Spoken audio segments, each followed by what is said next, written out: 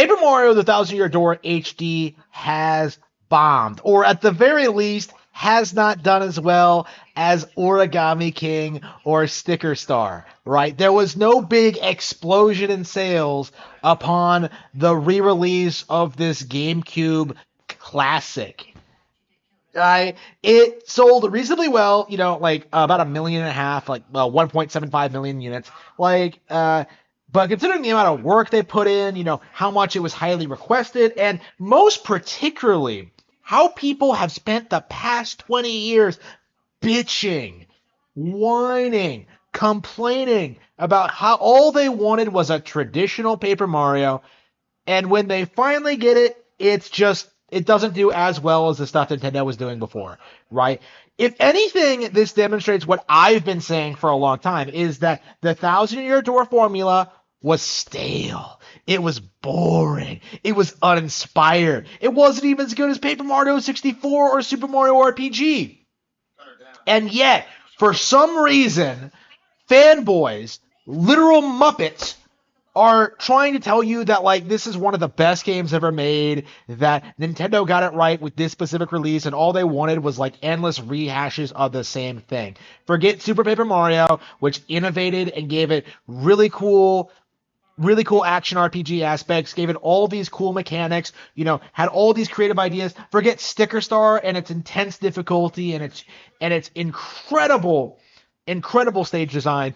Forget Color Splash and how funny that was. Forget how it improved on Sticker Star's formula, and forget Origami King, which was a definite improvement when it comes to, like, the overworld structure and the design, right? Again, Paper Mario has been getting better and better and better over the past 20 years, and yet people like Arlo, every single time one of these games comes out, like, oh, the Thousand Year Door was better.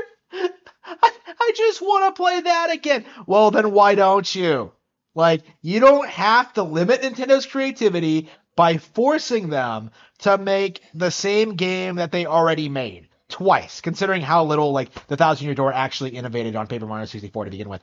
Like, why can you not accept the fact that the Thousand Year Door is not as popular as the online gaming community wants you to believe? Actually, this is a really good thing to talk about in general, because if you really look at just how wildly hated, like, all the post Thousand Year Door games were, when you look at how this has been, like, a constant thing over the past 20 years, when you look at how people, like, invented concepts like the Mario Mandate and demonized games like the Mario and Luigi series and mainline Mario out of this, like, Miyamoto himself, out of this, like, misguided attempt to, like, try and trick Nintendo into thinking the Thousand Year Door was some, like, super popular, like, thing that would just do gangbusters once it got re-released.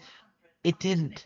Like, that's the long and short of it. It didn't. The Thousand Year Door was never that popular. It was never that successful. It just has a handful of individuals who like the fact that the game is slightly darker than the average Mario game. That's it. Like, it's not good. It's not superior mechanically. It doesn't have memorable boss fights. It doesn't have anything interesting. It doesn't have good pacing. The partners aren't good. Vivian is male, right? So, like, when you look at all these things that are, like, in the game that just don't work, like, why exactly is this game so venerated, right? Like, why exactly must we, like, do this thing where we have to demonize every Mario game for not being a Thousand Year Door? And the short answer is, and I've been saying this for, like, about a decade now, probably longer, the fanboys need to get over themselves, right? It's okay to like the Thousand Year Door for what it is. It's okay to be upset about the change in direction of the series and some other Nintendo properties, but you cannot consistently hold it up on a pedestal and, like, worship it and say that, like, it's the gold standard and that nothing else can ever compete. And that's exactly what the Thousand Year Door fans did, right? This is what they tried to do, was worship the Thousand Year Door as, like, the definitive Mario game, when in reality it was never anything special.